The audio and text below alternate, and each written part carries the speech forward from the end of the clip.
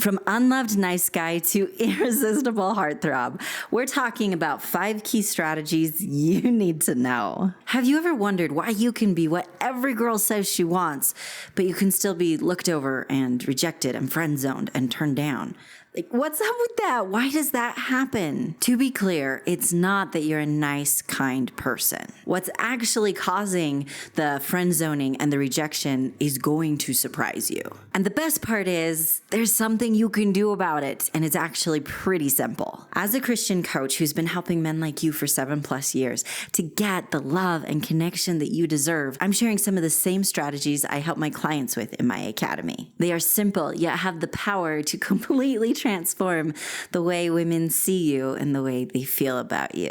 So to get started, let's pretend that you are a gardener and the relationship you want is like the garden. Being nice is like watering the plants. It's critical and needed and desired, but if that's the only thing that you did, you wouldn't be able to have a happy, healthy garden, right? Just like a gardener needs to fertilize the soil and prune the branches and make sure that the plants have enough sunlight, there are other qualities that you need to cultivate in order to become the attractive man a woman wants to spend her life with. There are other qualities and habits that, as you develop, help you become that heartthrob that she wants to give her heart and her life to.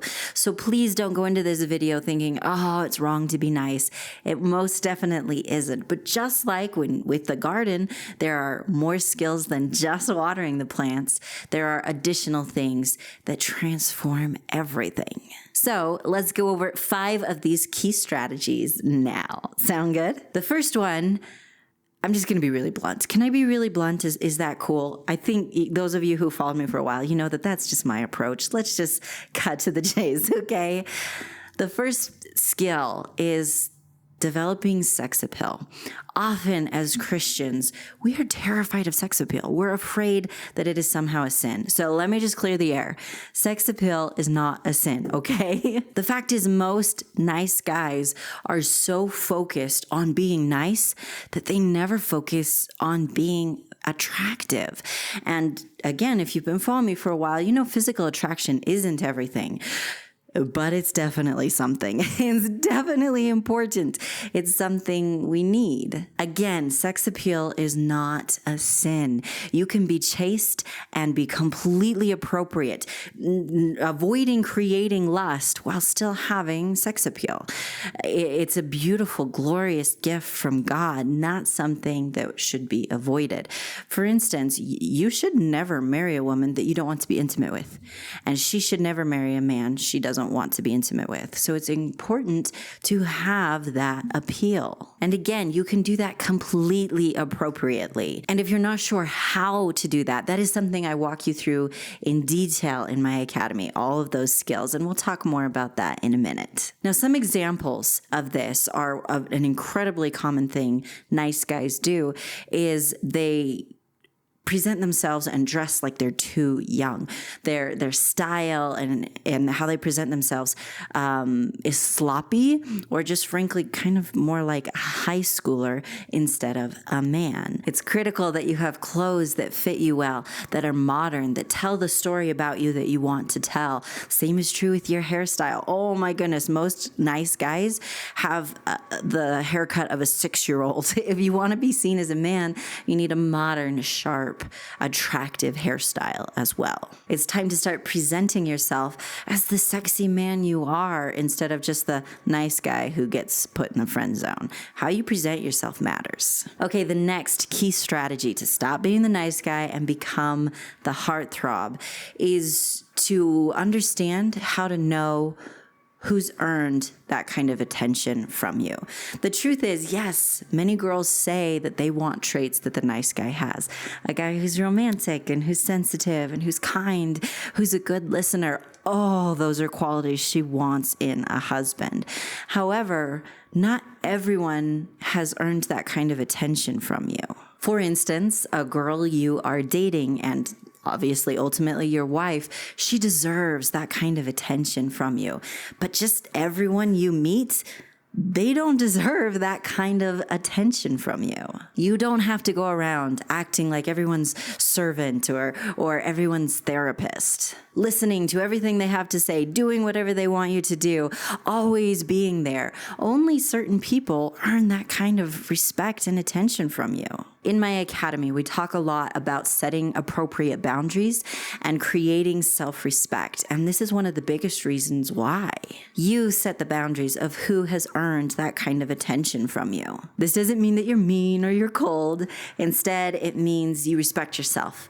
You respect your time and you respect your emotional investment. One crazy thing about respect is that when we respect ourselves, other people suddenly start respecting us too.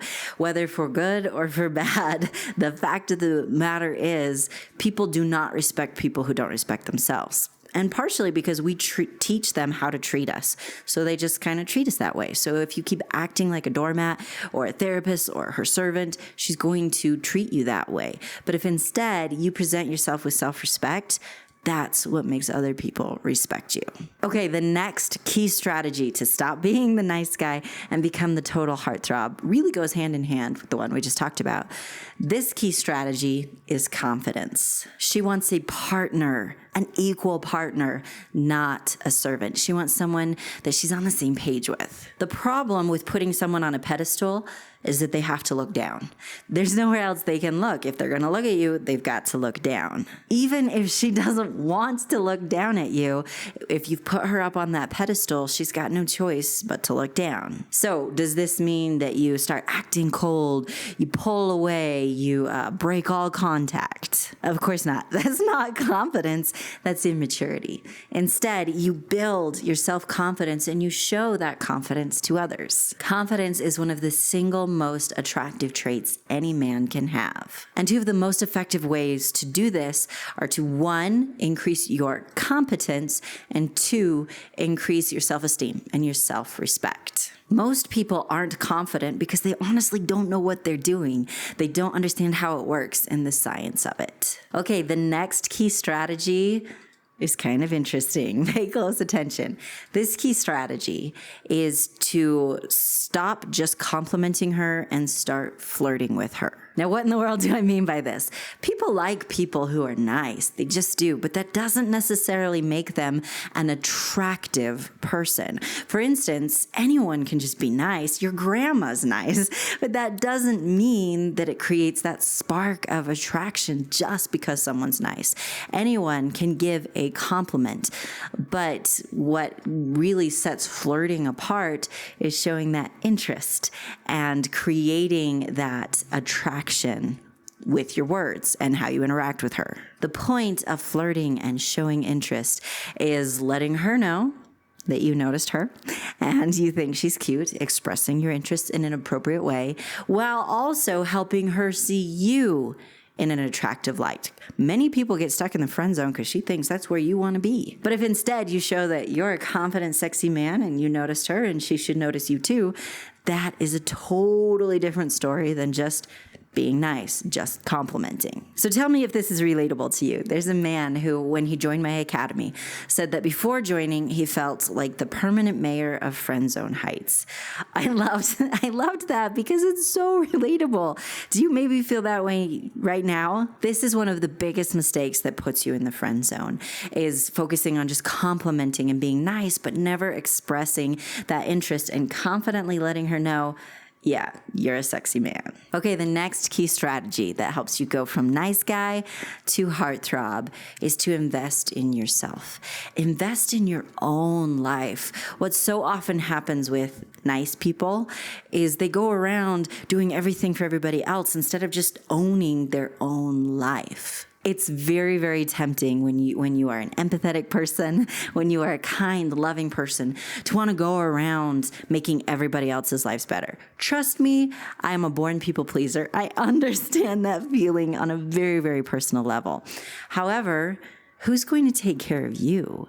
You need to make sure you're your own person. That's what makes you interesting. That's what makes you fascinating and helps you build that self-respect and competence. Again, we treat people the way they teach us to treat them.